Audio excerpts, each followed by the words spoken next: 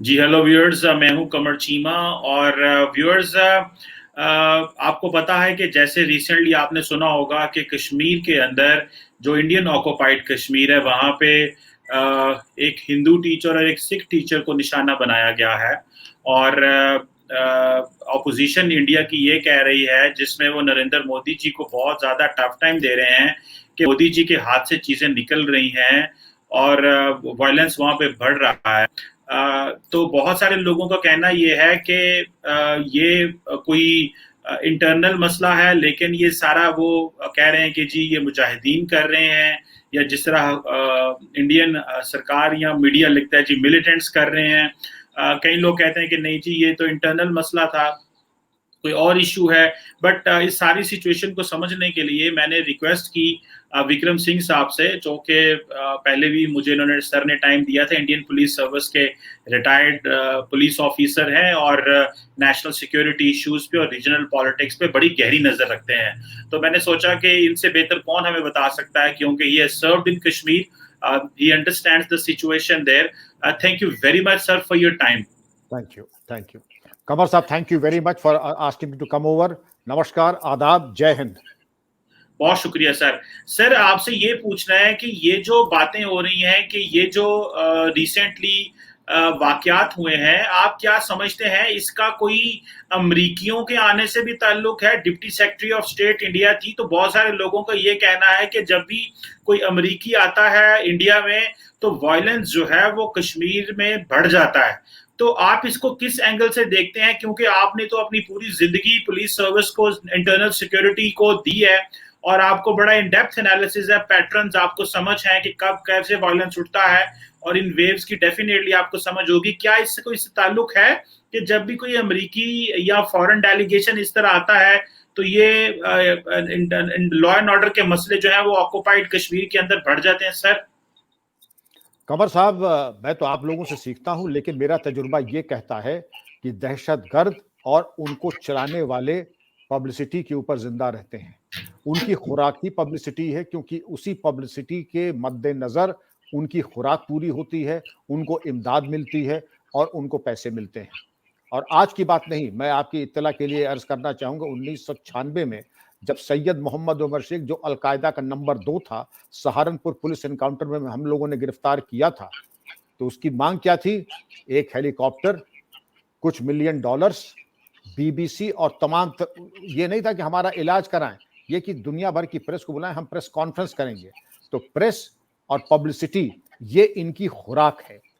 और इसकी बुनियाद पे अगर आप देखें, डोनाल्ड ट्रंप जब हिंदुस्तान आने वाले तब क्या हुआ? ये तो बिल्कुल एस्टैब्लिश्ड है कि शरारती एलिमेंट्स ने तब भी दिल्ली को दहलाने की कोशिश की, नाकामयाब रहे और ऐसा माकूल जवाब मिला कि अब वो, मैं समझता हूं कि अपने अपने बिलों में सब जा चुके हैं। लेकिन आपने वजह फरमाया कमर साहब कि जब कभी कोई ऐसी सेंसिटिव विजिट होती है अमेरिका की या कहीं और के डिप्लोमेट्स की, तो दहशतगर्द और उनको जिनके हाथ में रिमोट रहता है, वो ऐसे हालात पैदा करना चाहते हैं जिससे कि ये नजर आए कि कश्मीर में हर चीज ठीक नहीं है, हिंदुस्तान वहां पे जुल्म जाती कर रहा है, जो कि बिल्कुल इसके बिल्कुल बरक्स। वहां पर अब 370 आर्टिकल हटने के बाद हालात बहुत जल्दी से ठीक हो रहे हैं और काफी हद तक ठीक हो भी गए हैं। लेकिन जैसे चिराग बुझने के पहले एकदम से लपट उठती है, वही यहाँ पे भी हाल है। अब जब उनका चिराग दहशतगर्दों का बुझने वाला है, तो बुझने से पहले, मैं छोड़ दूं, चोर चोरी छोड़ सकता है, हेरा फेरी नहीं छोड़ सकता है। दहशतगर्द और उनके जो पालने वाले हैं वो जरूर चाहेंगे दहशतगर्दी चल। कितने लोगों की दुकानें चल रही हैं, कितने लोगों की इस तरीके से सियासत चल रही है दहशतगर्दी को लेकर के, कश्मीर को लेकर के। लेकिन अब उसका वक्त आ गया कि दुनिया समझ चुकी है कि इसके पीछे गेम प्लान क्या है और इसके पीछे सच्चाई में बड़ी ताकत होती कंवर साहब। और इसको इसको स्वीकार कर लेना, एक्सेप्ट कर लेना, तस्लीम कर लेना, मैं समझता हूं कि सबके हक में यही होगा कि जो सच्चाई है उसको मान लें। आप ये भी समझ लें, न अफगानिस्तान कहीं जाएगा, न पाकिस्तान कहीं जाएगा, न हिंदुस्तान कहीं जाएगा, सबको यही रहना है। तो बेहतर होगा कि मिलजुल करके पीसफुली, अमन और अमान के साथ रहें, सब लोग खुश रहें, वैसे रहा जाए। बनिस्बत इसके कि सारी जो हमारे पास वैसे भी ऐसे हालात नहीं है कि इफरात का पैसा हो या दौलत हो उसको हम हथियार पे खर्च करें। अरे जो दौलत है और जो हमारे एसेट्स हैं उसका इस्तेमाल करें आवाम की खिदमत में, बनिस्बत इसके कि लड़ाई झगड़े में और इन सब चीज़ों में। ये सारी दुनिया जानती है मेरी पैदाइश के पहले से मैं ये देख रहा हूं। आज मैं बूढ़ा हो चुका हूं कमर साहब, अब भी ये हालात देख रहा हूं। कितने ट्रिलियन डॉलर्स खर्च हो चुके हैं। इसका इम्तिहान अगर अफगानिस्तान में जितना अमेरिका ने जितने डॉलर्स खर्च किए थे, या जितने हमने आपने 65-71 में खर्च किए थे, अगर इसको हमने किसी डेवलपमेंट पे लगा दिया होता तो आज हालात कितने बेहतर होते। इस पे गौर करें। विक्रम सिंह साहब, आपने बिल्कुल सही कहा कि इस पैसे को हमने वेपन्स पे लगा दिया, इन चीजों पे लगा दिया, और ये पैसा तो इंसानों पे लगाना चाहिए था। लेकिन आपने सर एक सेंटेंस बोला है जिसकी मैं चाहता हूं कि आप ट्रांसलेशन करें और हमारे व्यूअर्स को थोड़ा एनलाइटन करें। आपने कहा है कि सच्चाई क्या है कश्मीर में, ये जान लेना चाहिए। सर, आप क्या समझते हैं कश्मीर में सच्चाई क्या है? क्योंकि कुछ लोग तो ये कहते हैं सर कि सच्चाई ये है कि जो वहां के लोग हैं उनको हकूक मिलने चाहिए। कुछ लोग ये कहते हैं कि नहीं, उनको डिसेंट्रलाइजेशन ऑफ पावर होना चाहिए, उनको अपनी मर्जी से पावर एंजॉय करने देनी चाहिए। और कुछ लोगों का कहना ये भी है कि भाई उनको रिमोट कंट्रोल से ना हिलाया जाए, वो इंसान है, उनका एक मौकफ है, उनकी एक सोच है, उनकी एक पॉलिटिकल सोच है, उसकी रिस्पेक्ट करना चाहिए जिस तरह बाकी जगहों पे है। तो आप जिस तरह हमारे पास कश्मीर है या इंडिया के अंदर कश्मीर है, कि अगर हम उन लोगों की नहीं रिस्पेक्ट नहीं करेंगे सोच की, तो वो लोग उठ खड़े होंगे या वो लोग फ्रस्ट्रेटेड होंगे। तो सच्चाई क्या है सर? डिसेंट्रलाइजेशन ऑफ पावर ही सच्चाई नहीं है क्या? क्या लोगों को उनके हकूक देना और ये कहना कि जो आपका कॉन्स्टिट्यूशन में हक है, जिस तरह भारत के बाकी जो स्टेट्स हैं वहां पे लोगों में लोग जो हैं वो भारतीय कॉन्स्टिट्यूशन के मुताबिक अपनी जिंदगी आजादी से गुजारते हैं। क्या आप समझते हैं सच्चाई किस, हाउ विल यू एक्सप्लेन सच्चाई? या आप ये समझते हैं कि क्योंकि सरकार जो भी हो उसके पास ताकत होती है, वो अपनी ताकत से किसी को भी दबा सकती है और वो सच्चाई लिख सकती है, और वो जो सच्चाई लिखेगी, एक सच्चाई तो ये भी होती है सर कि वो जो हाकिम वक्त सच्चाई लिखता है वो ही सच्चाई लिखी जाती है। सो मैं सर, आपका जो जिंदगी का एक्सपीरियंस है, आपकी पुलिस सर्विस में जो नौकरी है और आपकी जो स्ट्रेटेजिक इश्यूज के ऊपर अंडरस्टैंडिंग है, इससे हम रहनुमाई लेना चाहते हैं कि हमें बताएं how do you analyse all this. मैंने सवाल थोड़ा लंबा कर दिया, लेकिन मैं चाह रहा था कि ज्यादा से ज्यादा उसमें क्लैरिटी मैं लाने की कोशिश करूं व्यूअर्स के लिए भी। आपको तो ऑलरेडी सर पता है। कंवर साहब, मैं आपका शुक्रगुजार हूं कि आपने इतना माकूल सवाल किया, और चूंकि सवाल ऐसा है जिसके साफ गोई से और खुले दिल से इस पे बहस होनी चाहिए, और जो भी बात हो बिना लाग लपेट के, बिना झूठ और फरेब का लपेटा लगा करके उसको कहना चाहिए। आप गौर करें कि हिंदुस्तान में कश्मीर में, हम तो ये कहते हैं जब कश्मीर का बच्चा, मैं जहां बैठा हूं ये मेरी यूनिवर्सिटी है, यहां कश्मीर के बहुत बच्चे पढ़ते हैं, और हम तो ये कहते हैं कश्मीर ही क्यों, पूरा हिंदुस्तान आपका है। और जो हुकूक कश्मीर में कश्मीरियों के हैं वही जो यूपी में हमारे हैं, पंजाब में पंजाबियों के हैं, हरियाणा में हरियाणियों के, वही हुकूक उससे ज्यादा जो सब्सिडी, इमदाद और जो खर्चे उनकी तीमारदारी पे और उनकी जॉब अपॉर्चुनिटीज पे कश्मीर में दिए जा रहे हैं, वो गालिबन हिंदुस्तान के किसी और सूबे में नहीं दिए जा रहे हैं। एक फेवर्ड स्टेटस है कश्मीरियों का, और ये हम हक खुद राजियत कह लीजिए, यह उनका जो इंतखाबात में वो खुल करके अपने वोट डाल सकते हैं और अपने वोट डालते भी हैं।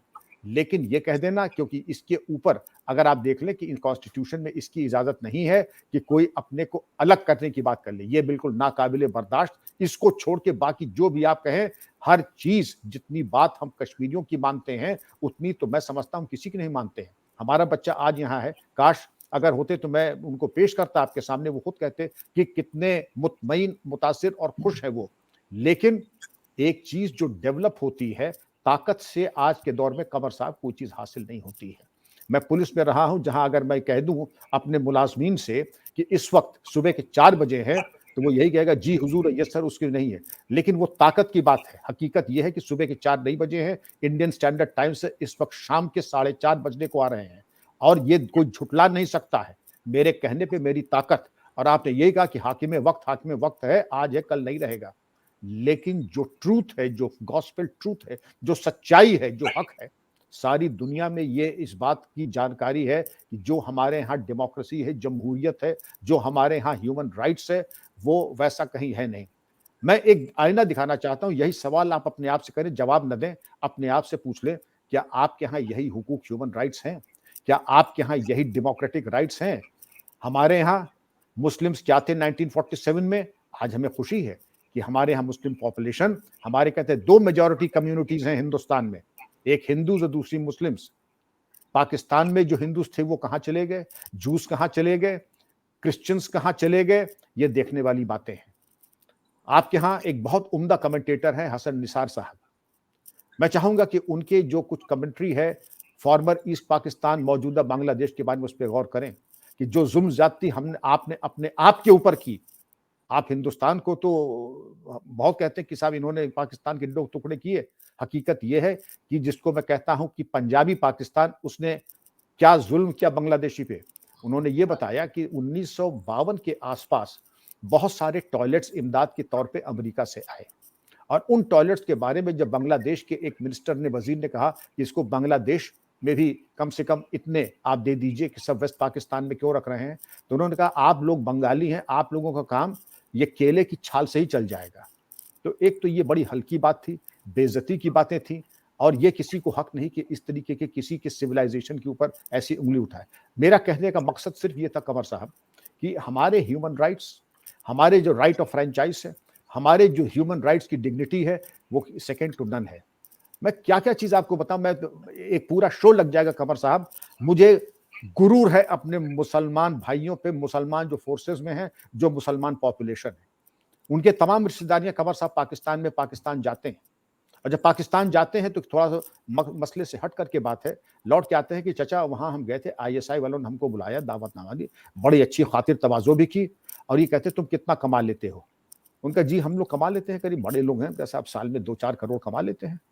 उनका अगर हम इसका दूना तुम्हें दे दें, कुछ हमारे लिए काम करोगे? और ये एक नहीं, मैं दसियों मिसालें दे सकता हूं। तो ये सब खेल कर दे बंद। अब जहां टेक्नोलॉजी आ गई है वहां पे इन सब चीजों का गुजारा नहीं। ये सब बच्चों के कांच और पतंग उड़ाने के बराबर ये खेल है।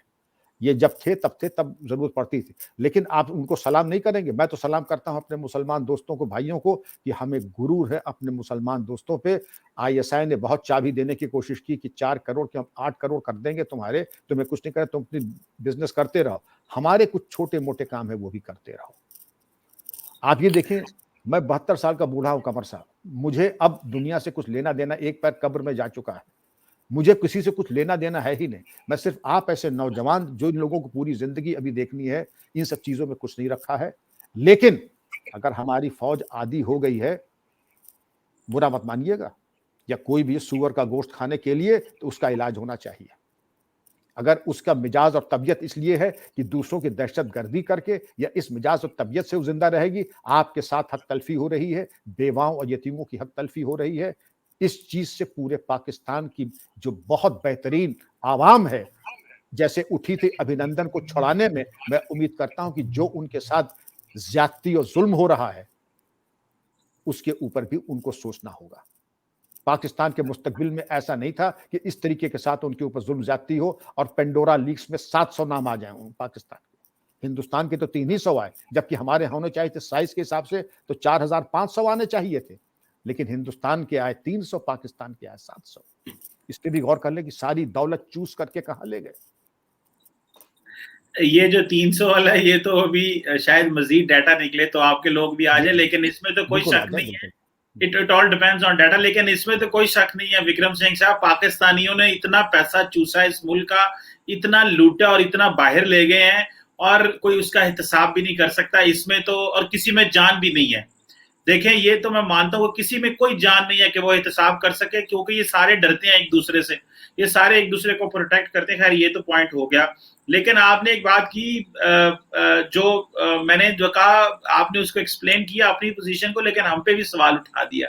तो उसमें ये है विक्रम सिंह साहब, जिस तरह आपने पंजाबी पाकिस्तान की बात की, मैं समझता हूँ ये इंतहाई गलत कॉनोटेशन दी जाती है कि जी पंजाबी ब्यूरोक्रेसी, पंजाबी पाकिस्तान। पाकिस्तान पाकिस्तान है। क्यों पाकिस्तान? अब क्योंकि पंजाब बड़ा सूबा है, 11 करोड़ आबादी है, दैट डजंट मीन कि पाकिस्तान सिर्फ पंजाबी पाकिस्तान है। पाकिस्तान के कितने वजीर आजम सिंध से हैं, जरा इस पे भी देखा जाए। आज भी पाकिस्तान का सदर जो है वो सिंध से है। डिसीजन मेकिंग में हमेशा सिंध आगे रहा है, केपी आगे रहा है, सारे सूबे आगे रहे। इस तरह फौज में भी इस तरह अब बाकी सूबों के जनाब मुशर्रफ सिंध के थे, पंजाब के तो नहीं थे जिन्होंने इतना कुछ किया। फिर और बहुत सारे आर्मी चीफ जो थे वो सिंध से थे, केपी से थे, बलोचिस्तान से थे, बलोचिस्तान के वजीर आजम भी रहे हैं। द पॉइंट इज कि ये कॉनोटेशन एक गलत दी जाती है पाकिस्तान के बारे में। हाँ, मैं एक चीज मानता हूं, देखें पाकिस्तान के अंदर कुछ भारत के जो लोग हैं वो ये कहते हैं कि पाकिस्तान के अंदर माइनॉरिटीज की बुरी हालत है, लेकिन मैं ये भी मानता हूं कि जो अमित शाह साहब ने जब सिटीजनशिप बिल दिया था पाकिस्तान में, तो कहा था जी कि पाकिस्तान में तो उस वक्त जो पॉपुलेशन थी, उस वक्त जब आजादी पाकिस्तान को मिली थी तो 23% थी, और ये कम होकर 3-7% रह गई। ये बिल्कुल गलत फिगर्स हैं, इन फिगर्स का कोई लेना देना नहीं है।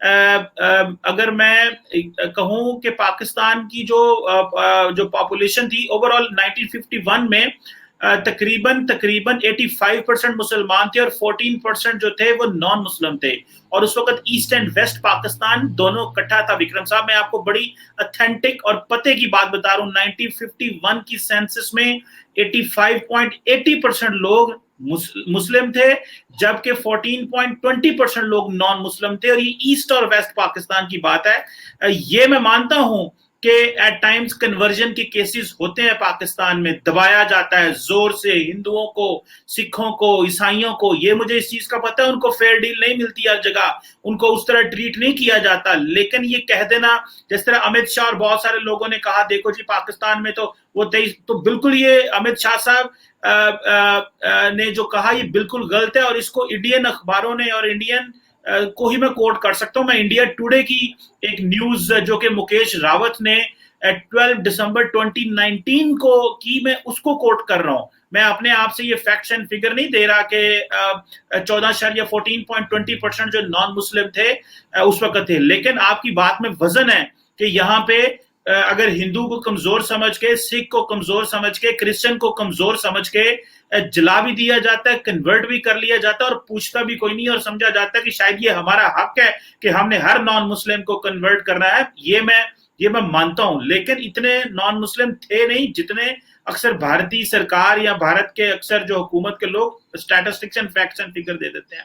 ह्यूमन राइट्स की कंडीशन सिर्फ आप इतना ही लिख दें, ह्यूमन राइट्स इन कश्मीर, तो पता चल जाएगा क्या हो रहा है कश्मीर के अंदर। हम तो कुछ भी नहीं बोलेंगे, सिर्फ आप गूगल पे सिर्फ इतना लिख दें तो पूरी दुनिया, वो तो विक्रम सिंह साहब आप माशाल्लाह, आपके सामने मैंने क्या बोलना है, मैं बच्चा हूं आपका, लेकिन बच्चों की तरह हूं आपके, लेकिन सिर्फ इतना एक लाइन लिख दें, लेकिन भला हो इंडिया की बड़ी पॉपुलेशन का, बड़े पैसे हैं आपके पास, डॉलर हैं, बिजनेसेस हैं, लोग भूल गए हैं कि क्या हो रहा है। लोग तो मिडिल ईस्ट की डेमोक्रेसी भूल गए। कुलभूषण कह रहा हूँ, वो जो सऊदी अरब के वो थे, वो जो सहाफी को उधर उन्होंने पिघला दिया था तुर्की में, मुझे उनका नाम इस वक्त नहीं ज़हन में आ रहा, तो वो तो मगरब तो बहुत कुछ भूल जाता है, उस हिसाब से तो आपका तो वो नाम ही नहीं आता।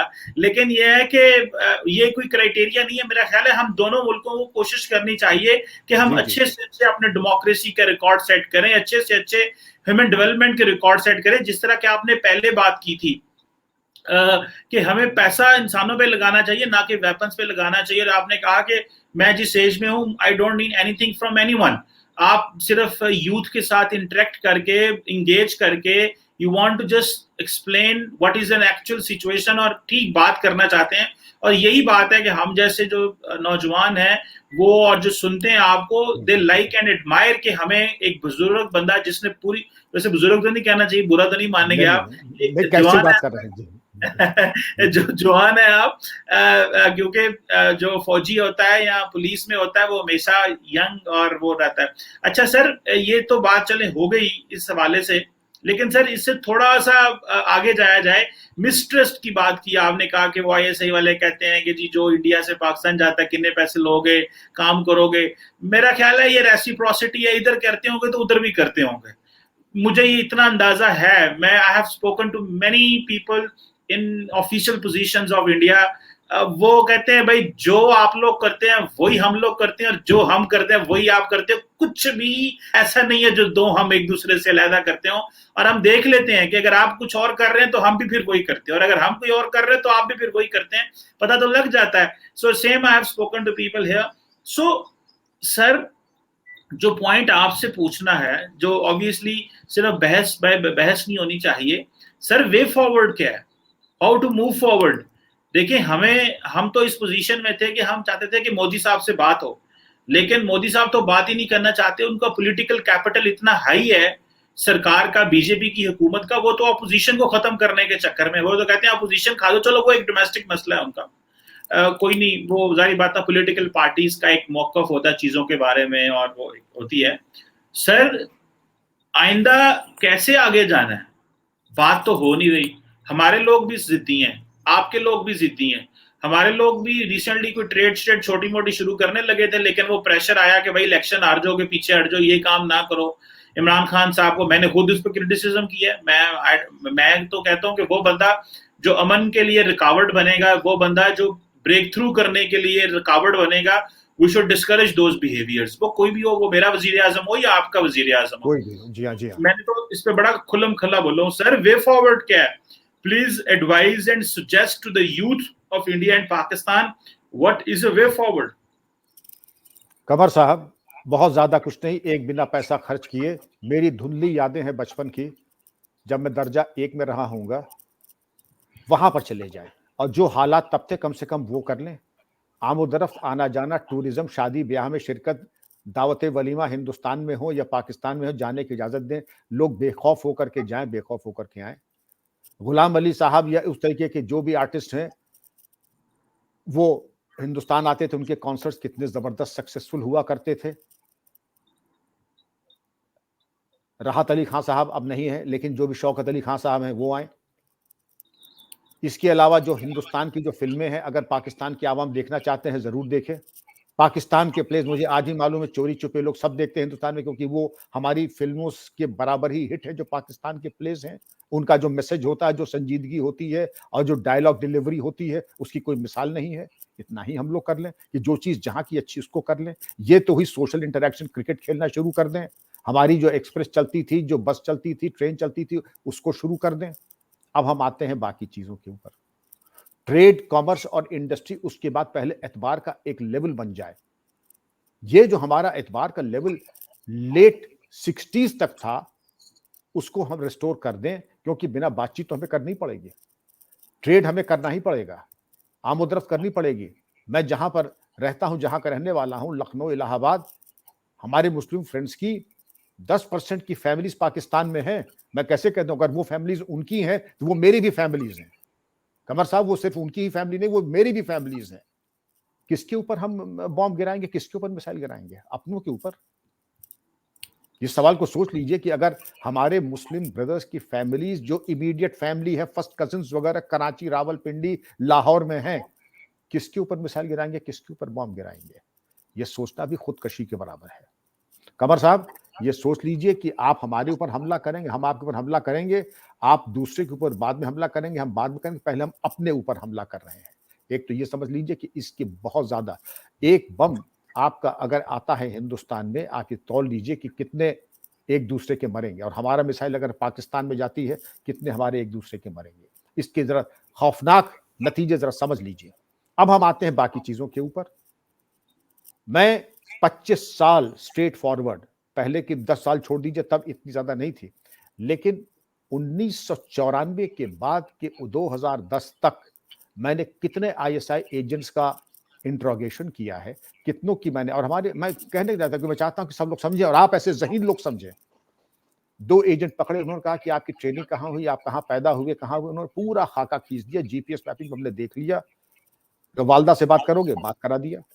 आईएसआई हैंडलर से बात करोगे तो उनके एक कोड होता था, उनका कोड होता था, अगर कोड जरा सा भी 19-20 हुआ, आईएसआई समझ आता कि वो कहता था, बरखुरदार लगता है तुम मामू के यहाँ पहुंच गए हो, अब तुम्हें आराम और सुकून की सख्त जरूरत है, खुदा हाफिज। और एक बार नहीं, 10 बार ये हुआ, क्योंकि उन्होंने कोड में कह दिया कि हम जब बात करें, समझिए कि हम पुलिस की गिरफ्त में हैं, तो हम ऐसा एक जुमला कह देंगे, और उन्होंने कहा लगता है कि तुम मामू के यहाँ पहुंच गए हो, नहीं, लगता है तुम अपने मामू के यहाँ पहुंच गए हो, अब तुम्हें आराम और सुकून की सख्त जरूरत है, खुदा हाफिज। आप समझ रहे हैं ना आईएसआई का इशारा क्या था, कि मामू किसको कह रहे हैं, आराम और सुकून का मतलब क्या है, और खुदा हाफिज का मतलब क्या है? आप समझ रहे हैं। क्योंकि हमारी कुछ मजबूरियां हैं, आपकी भी कुछ मजबूरियां हैं। मैं खुल की बात इसलिए कर रहा हूं कि वो सारे टेप, सारी सीडीज हर जगह मौजूद हैं और एक एक चीज की जियो फिजिकल मैपिंग होती है कि अगर 2 आदमी यहां पकड़े गए, 3 आदमी यहां पकड़े गए, 2 पकड़े गए।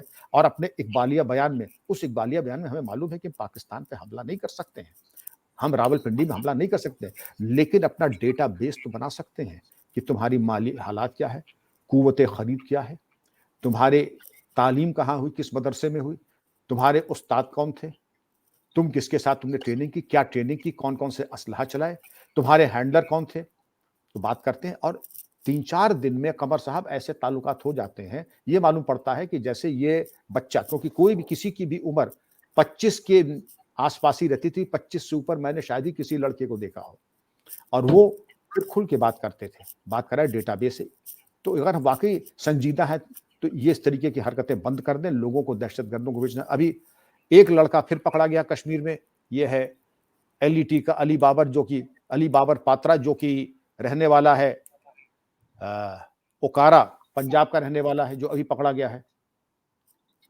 टनलिंग है, ड्रोन से ड्रग्स और वेपन्स वगैरह भेजना, इन सब चीजों से क्या रखा। अगर हमने कहा मान लीजिए इफरात के AK-47 अब अफगानिस्तान में छोड़ गए और कुछ अमेरिका अपने छोड़ गए हैं, MP3 मशीन गन इफरात के वेपन्स हैं, उनको हम अगर भेज देंगे तो यहाँ क्या हो जाएगा। हमारे पास ऐसी टेक्नोलॉजी है कि इसको हम न्यूट्रलाइज कर सकते हैं, ड्रोन अटैक्स को भी, इनको भी। और ये मान के चले, एक मैं नाम और दे रहा हूं, और ये बात बहुत नई नहीं है, ये तब थे जब मैं DGP था, नूर मोहम्मद, रेजिडेंट ऑफ पाकिस्तान, जिला मुझे याद नहीं रहा है, शायद ये पेशावर का रहने वाला था। जब जेल भेजा था लखनऊ के, तो वहां से बजरिए फोन जब पेशी के लिए जाता था तो वो अपने हैंडलर से बात करता था और लोगों से बात करता था, इतला करता था। कोई चीज छुपती नहीं, हम लोग तो मौका देते हैं कि आप जरा बातचीत कीजिए, क्योंकि जितना आप बात करेंगे उतना ही हमको और पर्चा आपका आउट होगा। और पर्चा आउट होने के बाद अब बदकिस्मती नूर मोहम्मद की, एक दफा जा रहा था तो उसको कहीं से पिस्तौल मिल गई, उसने हमारे STF के जवानों पे गोली चलाई, जवाबी गोली में नूर मोहम्मद मारे गए। लेकिन हमारे लखनऊ के कब्रिस्तान में लोगों ने मना कर दिया कि हम दहशतगर्द को अपने कब्रिस्तान में जगह नहीं देंगे। बड़ी मुश्किल से DGP होने के बावजूद हमने कहा भाई ठीक है, लाश किसी की भी है, लाश किसी की बेहुरमती नहीं होनी चाहिए, इसको पूरे इज्जत और पूरे रीत और रिवाज के साथ इसको दफन करना होगा। तो खैर वो तो बाद में आपको बताया, लेकिन कोई ये कह दे कि साहब अब हमको कुछ पता ही नहीं कि कहाँ से लोग आ रहे हैं, आसमान से आ रहे हैं, कहाँ से आ रहे हैं, वो चीज़ नहीं। टेक्नोलॉजी आपके पास भी ऐसी है, हमारे पास भी ऐसी है, कौन कहाँ से आ रहा है, satellite imaging, big data analytics, robotics, हर चीज़ के जरिए हम पता लग सकते हैं किसने कहाँ पे क्या ट्रेनिंग ली, ट्रेनिंग का क्या मॉड्यूल है, और मैच करके हम बता सकते हैं कमर साहब ये सच बोल रहा है या गलत बोल रहा है। आपने कुछ बातें की हैं जो थोड़ा सा मैं बात करना चाहता हूं सर, ताकि मुझे भी थोड़ा सुकून आएगा ऐसे। देखिए सर, आपने कहा कि इंडिया से जो है वो टनल्स हैं, नूर मोहम्मद है, बहुत कुछ है, मतलब there is a big history. Sir वैसे आप क्या समझते हैं, इंडिया से कभी पाकिस्तान लोग नहीं आए यहाँ पे दहशतगर्दी करने? देखिए 90 से पहले क्या हुआ उस पर मैं कमेंट नहीं करना चाहूंगा। 90 के बाद गुजराल डॉक्ट्रिन आ गए। 90 के बाद देखिए 90 के बाद प्राइम मिनिस्टर गुजराल की गुजराल डॉक्ट्रिन आ गई कि हम किसी तरह के दूसरे मुल्क में मदाखलत नहीं करेंगे, दखल अंदाजी नहीं करेंगे, इंटरफेरेंस नहीं करेंगे, न इस तरीके के कोवर्ट ऑपरेशंस करेंगे। उस पर तो फाइल का ऑर्डर हो गया है, इसको हम कहते हैं गुजराल डॉक्ट्रिन को। खुद भी लाहौर कॉलेज के तालिब इल्म थे, बड़ी उनको मोहब्बत थी लाहौर से, पाकिस्तान से, उर्दू जबान से। तो और वैसे अपनी अपनी वो शौक होती, जैसे अमेरिका प्रेसिडेंट ट्रूमन भी थे, एब्राहम लिंकन भी थे, अपना अपना मिजाज, अपनी अपनी पर्सनालिटी होती है। गुजराल साहब एक आर्टिस्टिक आदमी थे, एक फिलोसफर टाइप के प्राइम मिनिस्टर थे, उनका ये सब नहीं होगा। हालांकि उसकी बहुत नुक्ताचीनी भी हुई कमर साहब, ये कैसे प्राइम मिनिस्टर कहते हैं कि साहब दुश्मन के हम हमला नहीं बोलेंगे। तो ये तो मैं कहता हूँ 90 के बाद से आप ये इल्जाम नहीं लगा सकते कि हिंदुस्तान ने कोई किसी तरह की इन्फिल्ट्रेशन की हो या किसी तरह का कोई दहशतगर्द की कार्रवाई की हो। सर वो गुजराल डॉक्ट्रिन जा चुकी है, गुजरात डॉक्ट्रिन आ चुकी है। सर इसमें मैं आपको थोड़ा सा अर्ज करूं कि आपने ठीक कहा, टनलिंग है, बहुत कुछ है, सही है आपका एक, आपने, क्योंकि देखें मैं वो चीजों को नहीं कह सकता क्योंकि आप you have been on the ground ना, you are a foot soldier. तो मैं जी, आपको जी, किस तरह वो कह सकता हूँ कि आप सही गलत हो सकते हैं। डेफिनेटली हुआ होगा, बहुत कुछ हुआ होगा, बड़े वाकयात थे, बड़े लोग जाते थे, वो करते थे, लेकिन मैं एक सिंपल सा सवाल है सर कि पाकिस्तान ने जितना पिछले कुछ सालों में इफेक्ट हुआ है, मुतासर हुआ है, उस पे जो डोवेल डॉक्ट्रिन है उसका बड़ा किरदार है। गो के ठीक है, हमें हालात खराब हो चुके हैं, डोवेल डॉक्ट्रिन का बहुत किरदार है। और हमने तो रिसेंटली कुछ अरसे से पाकिस्तान ने कहा है कि हम कश्मीर में मिलिटरली इंगेज नहीं होंगे, डिप्लोमेटिक, पॉलिटिकल एंड मॉरल है। बाकी एक इंडिजिनस स्ट्रगल है, लोग हैं, किसी को गुस्सा है, हजारों लोग शहीद हुए हैं, कोई उठ खड़ा होता है, किसी के अंदर गुस्सा आ जाता है, कोई कुछ करना चाहता है, कोई कुछ करना चाहता है। हर बंदे की पाकिस्तान जिम्मेदारी तो नहीं ले सकता, लेकिन पाकिस्तान को इस चीज को मेक श्योर करना चाहिए और जिम्मेदारी लेना चाहिए, क्योंकि पाकिस्तान की सरजमीन से भारत के खिलाफ कोई एक्शन ना हो और पाकिस्तान से कोई भारत ना जाए जहां पे जाके वो वहां पे कोई अनरेस्ट क्रिएट करे, ये जिम्मेदारी होनी चाहिए। हाँ, ऑक्युपाइड कश्मीर में लोग क्या करते हैं उनका फिर जारी बात है, एक वो ऑक्युपाइड है, वो क्या करते हैं वो उनके अंदर एक उनकी अपना वो इंटरनल है। लेकिन मैं ये कहूंगा, आपने जो पहली बात की थी ना सर कि सिंगर्स आए, कंसर्ट्स हों, अनफॉर्चुनेटली सर वो भी बंद हो गया। एंड आई होप कि वक्त आएगा कि वो सारा शुरू होगा और चीजें बेहतर होंगी। और जो आपके गिले हैं कि हम यहाँ से बेचते हैं और हमारे गिले हैं कि कलपोषण वहां से आते हैं, ये सारा कुछ बंद होगा, कभी ना कभी तो बंद होगा। उम्मीद है बंद होगा। अच्छा वक्त आएगा। और जी, जी। आप जिस तरह आपने माजी की कुछ बातें हमें बताई हैं और जो तजर्बे हमारे साथ शेयर किए हैं, व्यूअर्स के साथ शेयर किए हैं, definitely sir it will have an impact. और मैं आपका शुक्रिया भी अदा करना चाहता हूँ कि you always come up very clean with the pure thoughts which have meanings for all of us। और आपको सर अल्लाह ताला ने महारत दी हुई है कि बात भी कर जाते हैं, मैसेज भी दे जाते हैं और किसी को महसूस भी इतना ज्यादा नहीं करवाते। सो जो है वो this is something great sir. Thank you very much for enlightening us on this developing situation. Thank you very much Qamar sahab, बड़ी खुशी हुई और बहुत मजा आया आपसे गुफ्तगू में। आप दोबारा खिदमत का मौका देंगे, मैं फिर हाजिर होऊंगा और आपको जहमत दूंगा। खुदा हाफिज। Thank you.